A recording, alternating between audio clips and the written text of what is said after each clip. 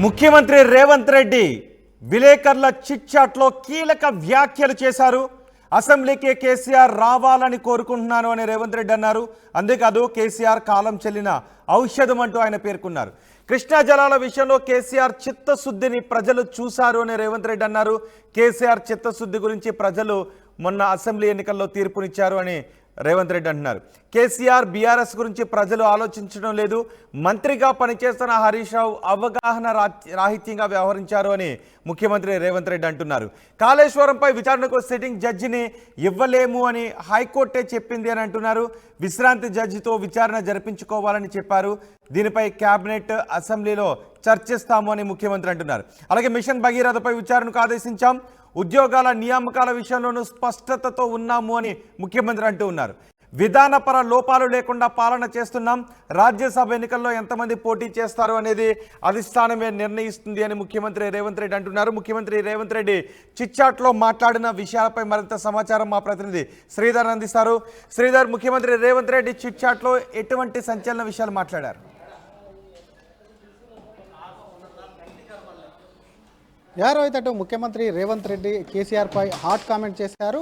అటు మాజీ ముఖ్యమంత్రి కేసీఆర్ ఒక కాలం చెల్లిన మెడిసిన్ లాంటివాడు. ఆయన ఓటమి అసహనంతో ఉన్నాడు కాబట్టి ఒకవైపు ప్రజలు ఆయనకు, ఒకవైపు ప్రజల పట్ల ఆయనకు చిత్తశుద్ధి కూడా లేదు అంటూ కూడా ఒకవైపు అటు రేవంత్ రెడ్డి కూడా కేసీఆర్ పైన వ్యాఖ్యలు చేశాడు. ఈరోజు జరిగినటువంటి మీడియా చిట్చాట్లో కూడా కేసీఆర్ పైన మాట్లాడుతూ అసలు ఆయనకు ప్రజల మీద ఆయనకు ఉన్నటువంటి చిత్తశుద్ధి, ప్రజలకు ఆయన మీద ఉన్నటువంటి చిత్తశుద్ధి ఎంత మేర ఉందో మొన్నే అసెంబ్లీ ఎన్నికల్లో చూపించారు. ఒకవైపు కేసీఆర్ అసహనంతో ఉన్నారని చెప్తూనే మరోపక్క వచ్చే ఎన్నికలకు సంబంధించి, రాజ్యసభ ఎన్నికలకు సంబంధించి తమ పార్టీ ఎవరు నిలబెడుతుంది, ఎంతమంది నిలబెడుతుంది అని పార్టీ చూసుకుంటుందనే అంటూనే ఒకవైపు మరోవైపు కాళేశ్వరం మీద కానివ్వండి, ఇతర సంబంధించినటువంటి అవినీతి మీద ఒకవైపు సిట్టింగ్ జడ్జి ఏదైతే ఉందో దానికి సంబంధించి సిట్టింగ్ జడ్జి విచారణకు కూడా హైకోర్టుకు అడిగాము. హైకోర్టు సిట్టింగ్ జడ్జిని ఇవ్వలేమనడంతో కూడా రిటైర్డ్ జడ్జితో కూడా ఒకవైపు విచారణ జరిపిస్తాం కాళేశ్వరం పైన అని చెప్పి కూడా ముఖ్యమంత్రి రేవంత్ రెడ్డి చెప్తూనే మరోపక్క హరీష్ రావుకు సంబంధించి 10 ఏళ్ళు హరీష్ రావు మంత్రిగా పనిచేశారు.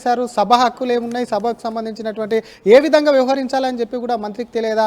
ఒకవైపు తనకు ముఖ్యమంత్రి, అటు మాజీ ముఖ్యమంత్రి కేసీఆర్కు బదులు ప్రతిపక్ష నేతగా ఉన్నటువంటి కేసీఆర్కు బదులు హరీష్ రావు రావడం పట్ల కూడా ఇప్పటికే పెద్ద దుమారమే రేగిందని చెప్పాలి. దానికి సంబంధించి కూడా ఒకవైపు రేవంత్ రెడ్డి ఘాటుగానే స్పందించారు. ఈరోజు ఒకవైపు కేసీఆర్ రాలేదని ఒకవైపు హిమాన్షు వస్తాడు, కేటీఆర్ రాలేదని హిమాన్షు వస్తాడా అని ఇటువంటి వ్యాఖ్యలు, ఇటువంటి అలో చేస్తారా అంటూ కూడా ఒకవైపు కేసీఆర్ కుటుంబం పైన ఒకవైపు ఘాటుగానే స్పందిస్తుంది. మరోపక్క పరిపాలన పైన పూర్తిగా తమకు అవగాహన ఉంది, తొందరలోనే జాబ్, ఎందుకంటే ఇప్పటికే ఉద్యోగాల నోటిఫికేషన్ సంబంధించి కాంగ్రెస్ ప్రభుత్వం కూడా ఒకవైపు పూర్తి స్థాయిలో చిత్తశుద్ధితో ఉంది. దానికి సంబంధించి కూడా ఒకవైపు ముందుకు వెళ్తూనే మరోపక్క ఇంకో పక్క కేసీఆర్ కుటుంబం కానివ్వండి, బీఆర్ఎస్ చేసినటువంటి అవినీతి పైన ఒకవైపు సిట్టింగ్ జడ్జితోనే విచారణ జరిపించి మరోపక్క పరిపాలన మీద పూర్తి స్థాయిలో దృష్టి పెడతామని చెప్పి కూడా ముఖ్యంగా రేవంత్ రెడ్డి ఈ చిట్చాట్లో పేర్కొన్నారు. రైట్ శ్రీధర్, ముఖ్యమంత్రి రేవంత్ రెడ్డి చిట్చాట్లో చాలా కీలక విషయాలు మాట్లాడారు. బీఆర్ఎస్ గురించి ఆయన సంచలన వ్యాఖ్యలు చేశారు. అసెంబ్లీకి కేసీఆర్ రావాలని కోరుకుంటున్నాను అని రేవంత్ అన్నారు. సీఎం సంచలన వ్యాఖ్యలపై, చిట్చాట్లో మాట్లాడిన సంచలన వ్యాఖ్యలపై ఇప్పుడు బీఆర్ఎస్ ఏ విధంగా రియాక్ట్ అవుతుంది అన్నది కూడా ఆసక్తి నెలకొని ఉంది. కేసీఆర్ కాలం చెల్లిన ఔషధం అంటూ రేవంత్ రెడ్డి అన్నారు. కృష్ణా జలాల విషయంలో కేసీఆర్ చిత్తశుద్ధిని ప్రజలు చూశారు, కేసీఆర్ చిత్తశుద్ధి గురించి ప్రజలు తీర్పునిచ్చారు అన్నారు.